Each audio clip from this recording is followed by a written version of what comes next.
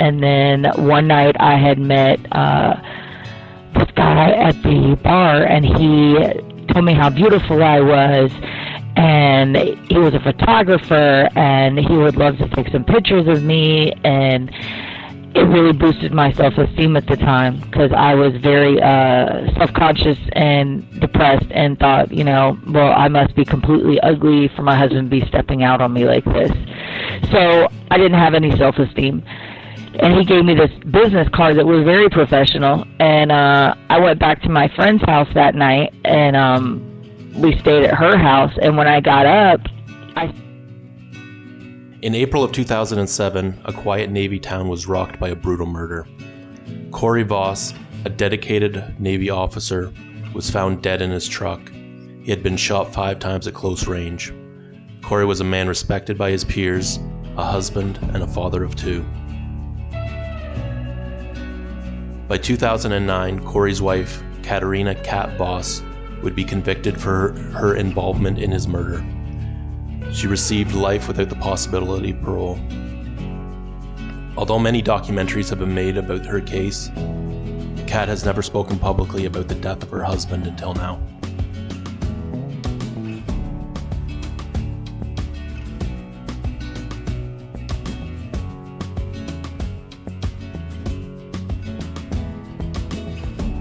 Prison Audio presents Catarina Voss. This is her story.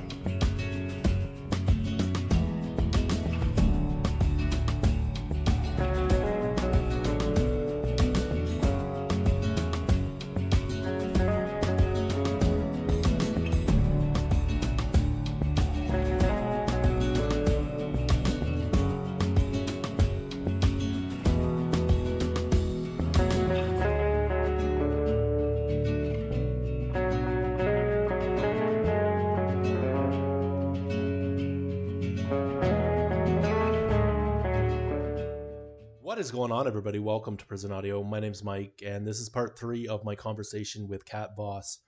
So for those of you who are new here, Kat Voss is currently incarcerated. She is in FCI Aliceville in Aliceville, Alabama. She is serving 3 life sentences without the possibility of parole, and that is for a murder for hire plot that she was involved in, which resulted in the death of her husband, Cory Voss. And so, today we are going to look at part 3 of Kat's story. And basically in part 3, we are looking at her relationship with Michal Draven. Michal Draven is the one that she ultimately sets up this murder for hire plot with, that results in the death of her husband, Cory Voss. So, if you have not seen part 1 or part 2 of that, of this video series, I definitely encourage you to go and watch those videos before you watch this one. I will leave links below. If you stay tuned till the end, I will come back with some comments, and we'll see you guys then. And when I would go out to the bars, I was in love with how all of these artists and when I say artists, like the bands, were able to reach within and just pour out their heart, and it gave me a different mindset. And so when I met all these different people, I was very into people in the arts, a lot of hairdressers, and just it drew me towards them, But I was still going to college for chemistry and math. So, I was still doing that, and I do love that. Very much so, and my job consists of a lot of math and formulas and Excel and all of that, and I love computers. Like that's a definite love of mine. But the art, I have to have that outlet, and now I have to have it every day. Sometimes I'll escape until 1 or 2 in the morning, like I did last night. I was up till 2 o'clock just because I got on a roll and I was listening to Snapped of all things, and I just kept going and going and going and going, and I didn't even look at the time because I needed that flow. With Cory away for work, Kat started going out to new clubs. It was there that she would meet Michal. Okay, so I had met him at the club. Did we talk about that? We did briefly, but we kind of got... Okay, it was a very large club. It was like a country bar, and then it had like a rock bar on the other side. It was huge, McFadden's. It was huge, like a like Bass Pro Shop big, 2 of those put together. And it was very nice, you know. It wasn't a trash or a dive or anything like that. So that it was actually very cultural, you know, if you weren't, you know, on drugs or doing anything like that, so you could have fun and experience it. And I was out there, and he was giving out his cards, and we had talked briefly, and I think we had went over this before, how I first started meeting him, but I should have never have called him that day, the next day. I should have never have called him, and I did, and that's what started everything. And after we had slept together, he saw where I lived, and I made the mistake of bringing him to my house, and I could not get rid of him. It wasn't good. It wasn't a good situation at first. And then he kept calling me, and we started doing things together, and just going out, and he would take pictures and was showing me about photography and talking about how he was making movie films and all of this. So he really was elaborating that he was more than what he really was. And I did not know about that. Like, I didn't know he lived into a trailer with his parents until months and months later. So he had told me that he lived in a house, but he never would tell me where it was and that sort of thing, till much, much, much later. I felt like, I think it was a more like, what the hell are you doing thing. Okay, a full-blown affair was not what I was wanting, you know? I think I was really hurt at that point of Cory's behavior. And it was a more, my mom actually asked me one day, what are you doing? You shouldn't be doing this. I said, listen, I just got pictures of him with a woman overseas, so you know what? I don't want any kind of judgment. Like, I'm over it. You know? But can I honestly be honest with you? I was not thinking about divorce, but my actions definitely said, hey, it's over, you know? And I definitely knew it was over when I started getting pictures of him with women sitting on his lap and the phone calls with the women in the background, like pillow talk kind. It wasn't like they were at the club just talking. It was they were in a hotel room. And I shouldn't have never have went there, you know? Never. And then we started, he showed me a different life, just like a free life, you know, like it didn't matter about money and it didn't matter about anything, you know, like just to evolve as like he pulled me out into my artistic side, you know. We would go to the beach, we would take pictures, we had a lot of sex, you know, and I think that it was almost like an FU is why I started having sex like that. Like, it was just like, it wasn't an enjoyment. I look at that right now, and I look back at it, and there was no love involved in that. I was very angry, and I wanted to get back at Cory. And that's something I regret very much so to this day. Yeah. Yeah. And it created a quick bond between me and him to where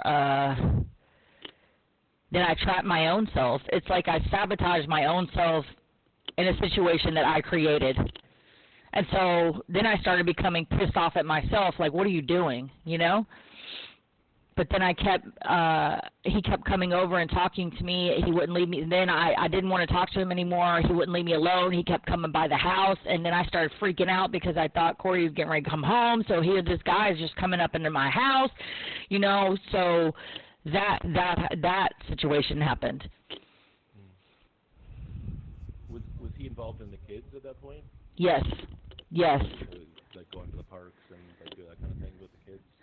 Actually, he would take pictures and show them how to take pictures. Yeah, he would swing them around and stuff outside, and we would just play like outside or whatever. One time I had went to the beach, and he came, and they were playing like frisbee and stuff. Like, he brought up the fact that he had wanted kids with me, and I started making a life with him and just kind of disregarded Cory completely out of my life, like he didn't even exist anymore. I look back at that right now, and the whole situation was real crazy, and I'm really disappointed completely in that period of my life with myself. How long was that? Like, God. Between I guess when you first met and I would say 2 years, 2 years. maybe a year and a half. I really can't even remember. I know that sounds crazy. That was my escape. He was my escape. We went to Nag's Head. My mom loved to watch the kids on the weekend, so I had her watch him one time, and me and him took off to the beach at Nag's Head, and I love the ocean, and it was my escape. He was my escape. You know what, which is crazy because, no, I did not know anything about him, and I really didn't know the extent of his background until I had a lawyer come and visit me in Carswell and talk to me about his past. And it started sending red flags on me. The reason he had said something to me in a car with the kids. He knew that I had a lot of issues being molested, and not in detail, but he knew that I had a real problem. You know, it was a trigger for me. I will tell you what the breaking point was for me when I wanted Cory to be gone.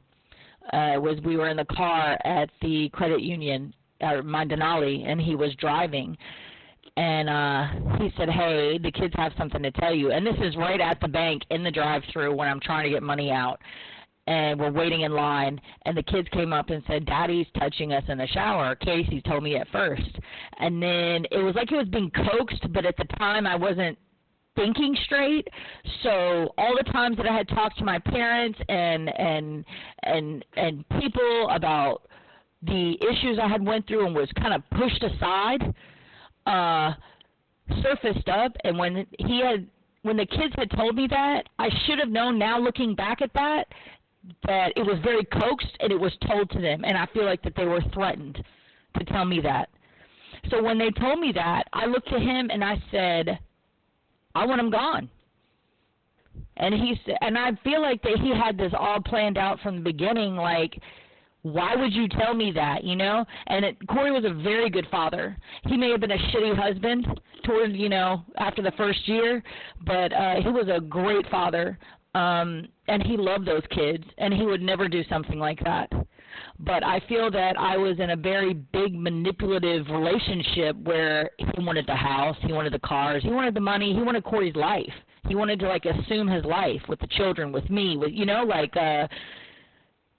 this is me looking in now. Back then, no, I didn't see that. I saw somebody hurting my children, not going to have them go through what I went through.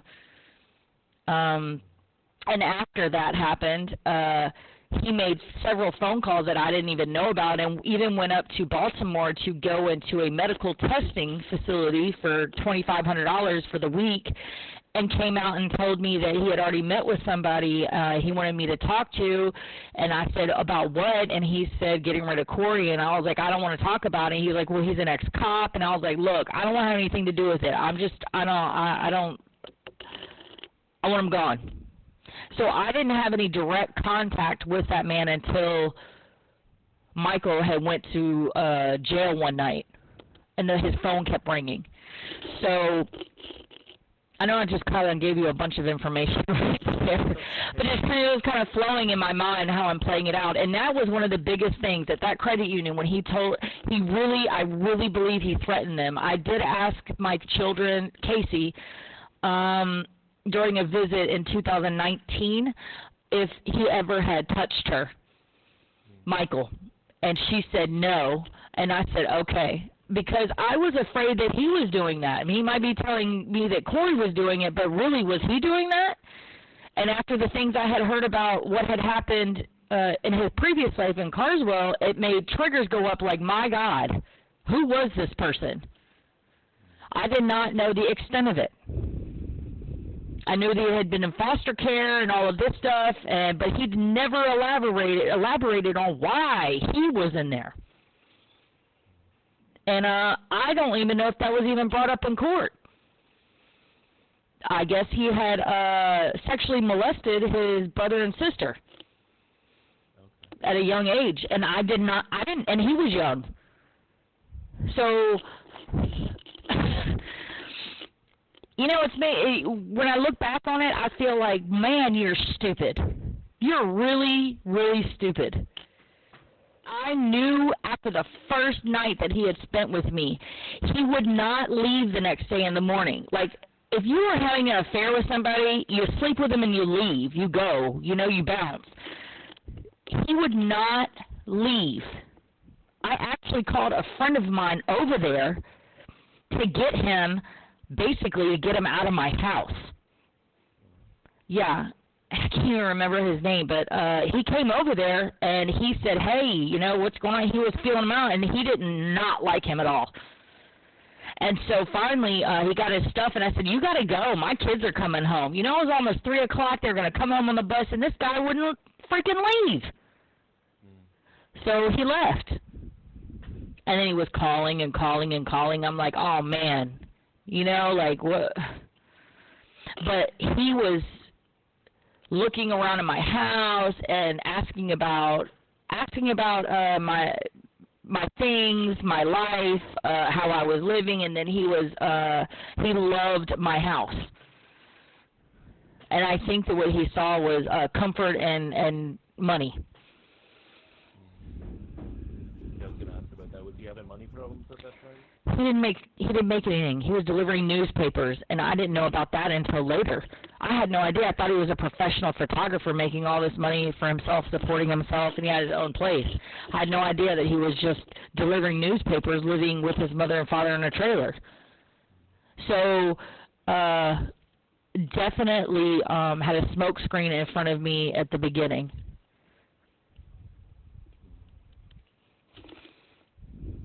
Yeah, I didn't realize it was actually that long, like a year and a half that you guys were talking together.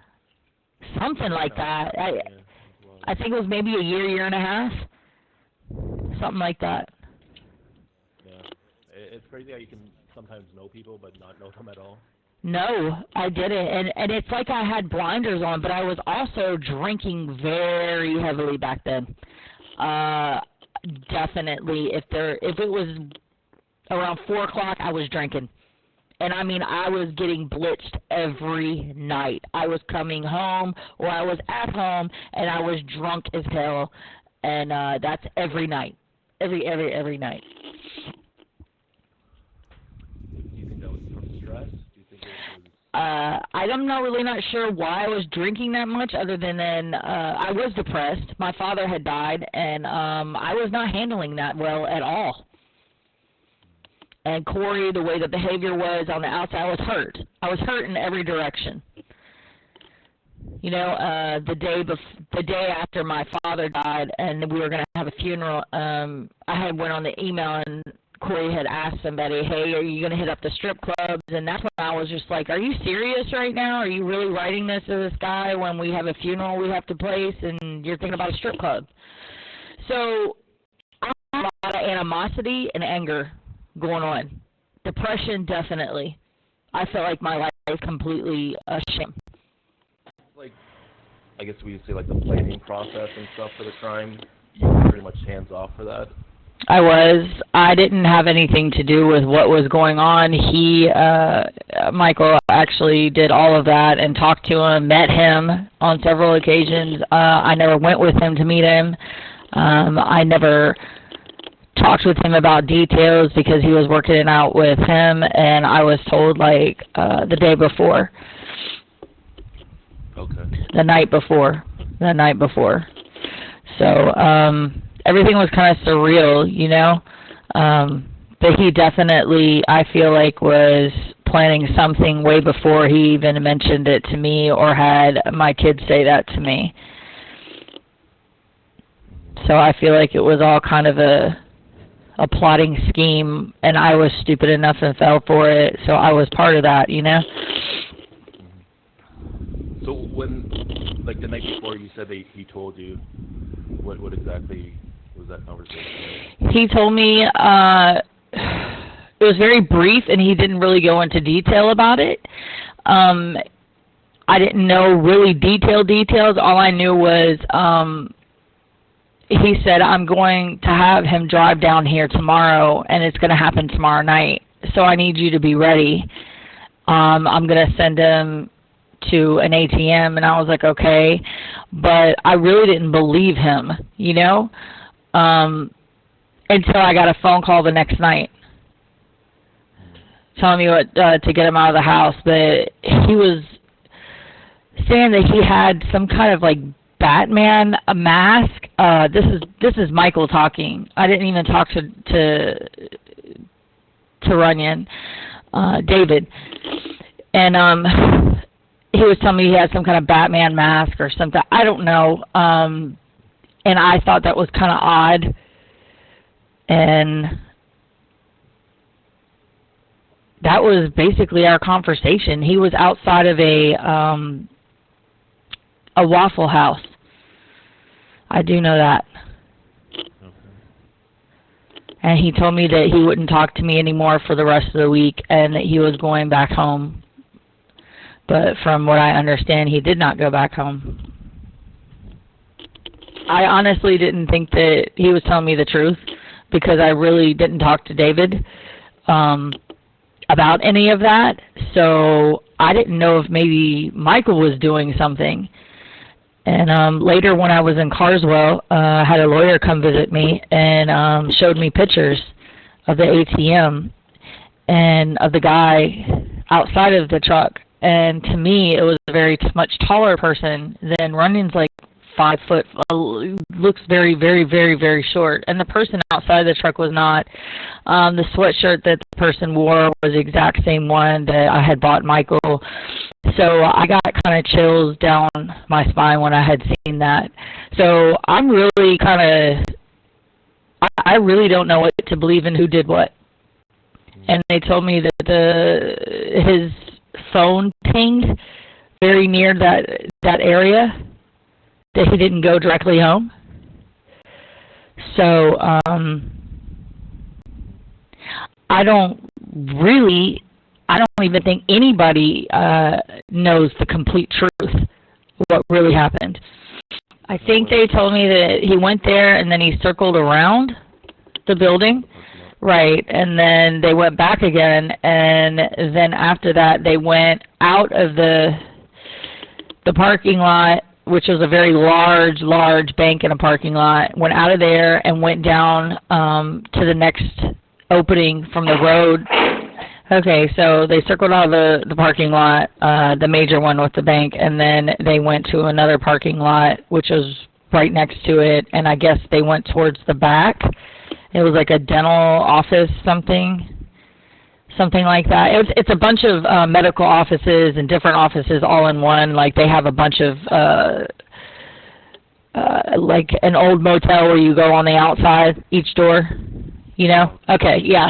So, and then that's where it had happened. Now, other than that, I don't know. Well, here's the thing. When I sent him, I told him to go to the ATM. Here's the thing. A lot of people don't know this.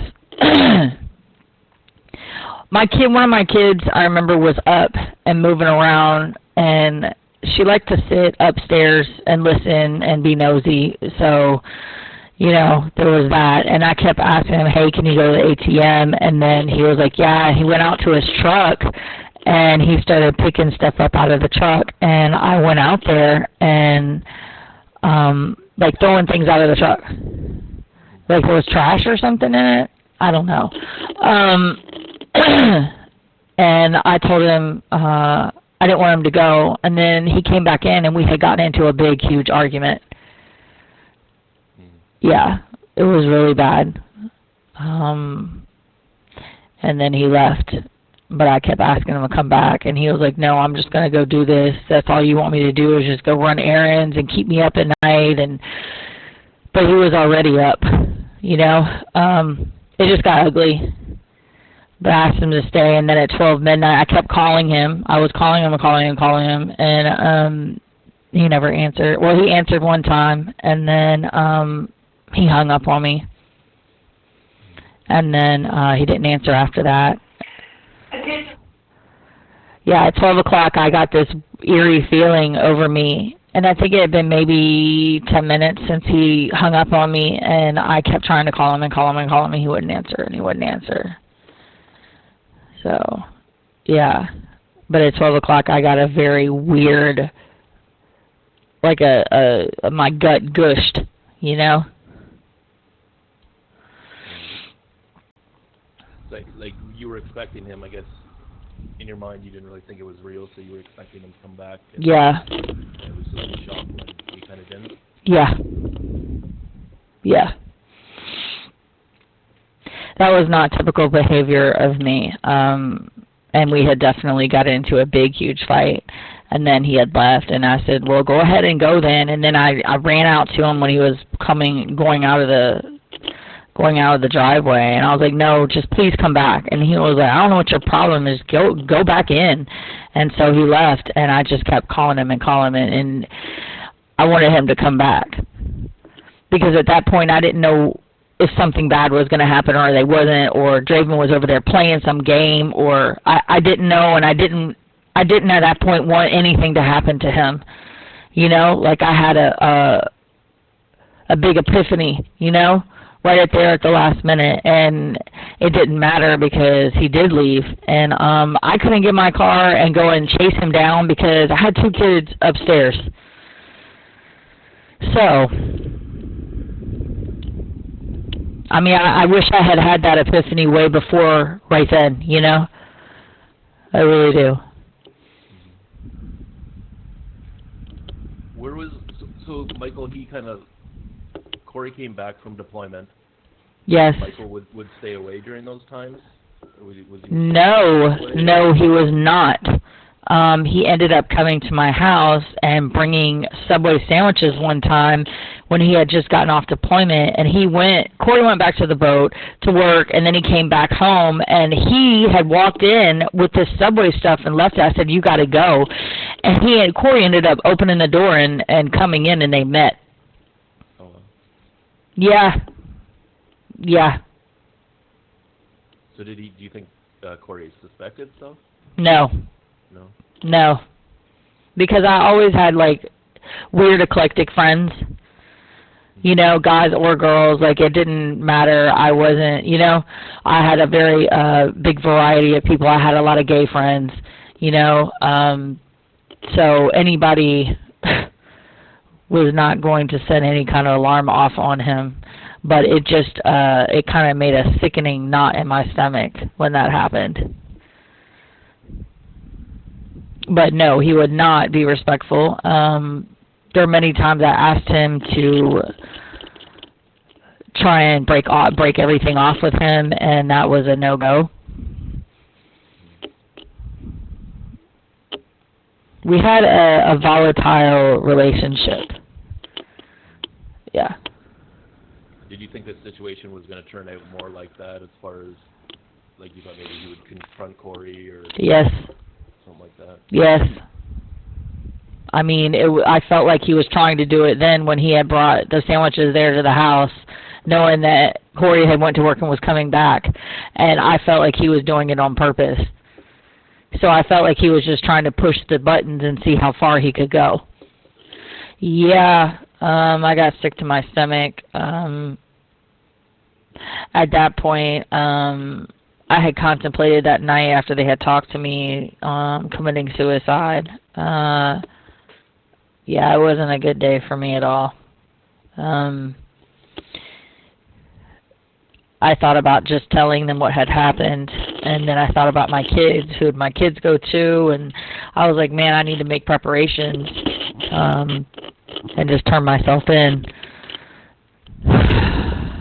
I was in a very I hate mode at his funeral. I know that they had said that I put on a good performance, but honestly, it was not a performance. I wasn't playing on crying or any of that. That actually was very heartfelt, and I hated myself right then for doing that to somebody that I really loved and cared about. Literal from D3 reports to medical, my head reports to medical as well. So when that was said, kind of, they don't know, you know, that is their perception of what happened because of the heinousness of the crime. But the thing is, none of that was staged or any of that. Like, I just totally hated myself. Yep. I do. Right after my father died, me and him, really, I separated in my mind from him and the kids. I had a really hard time dealing with my father's death. Right after that, I would have gotten down and talked to him before any of the behavior, the crazy behavior, had gotten out of control. The drinking, going out every night, like being binge drinking to the point where I couldn't walk. That kind of shit was just unacceptable, you know. And that was our first downfall. Getting worse and getting worse and getting worse. Me going out and just trying to get obliterated and coming back home and still drinking. Still drinking. Meeting up with people I had never really hung out with. One of my friends, John Gay, I wish I had never met up with him because he introduced me into the drug scene. And I didn't want to.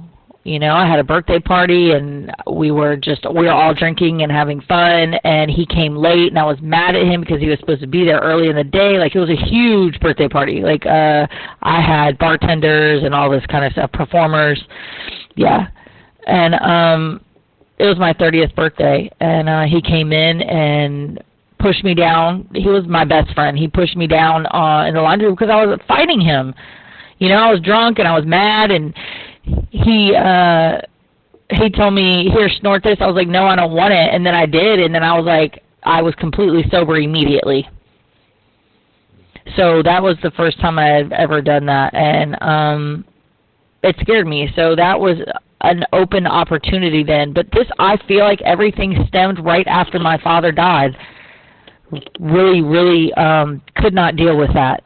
I pushed my kids away. I had, my emotions were numb. He was my bridge to my mother. I feel like that he kept her calm, you know?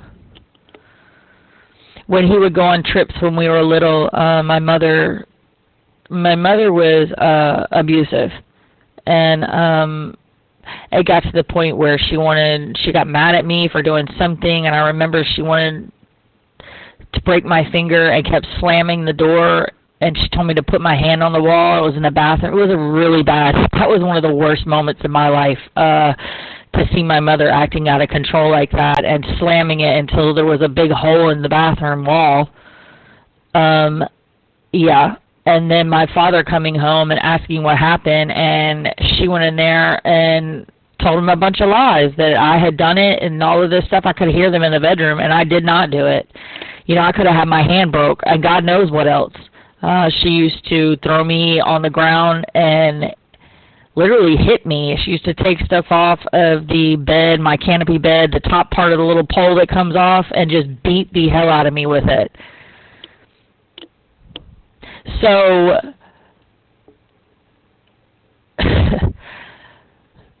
I didn't like her, you know? I felt like she was very controlling, and if I didn't do exactly what she wanted, and I didn't want to do what she wanted, then it was going to be a major problem. And I felt like it got worse as I got older. And then I was the one who had mental problems. You know, my sister had mental problems. Everybody else had mental problems, but she didn't. So I was very mad about that situation. Like, why am I being put on all this medicine when she's the one that needs to get help? So I didn't really have a very solid foundation for a childhood. It may have looked like it, but it wasn't. It wasn't the little happy home family. No. I don't think my father knew just how bad it was because he wasn't there. Yeah, you said he's away on work a lot. A lot of trips. Like he was gone so much. And then if we went to North Carolina on the weekend, he would spend a lot of time with us, but I felt like my mother would put on a show. All right, guys, that is going to be it for this episode. That was part 3 of the story of Cat Voss. Cat is currently incarcerated in FCI Aliceville in Aliceville, Alabama.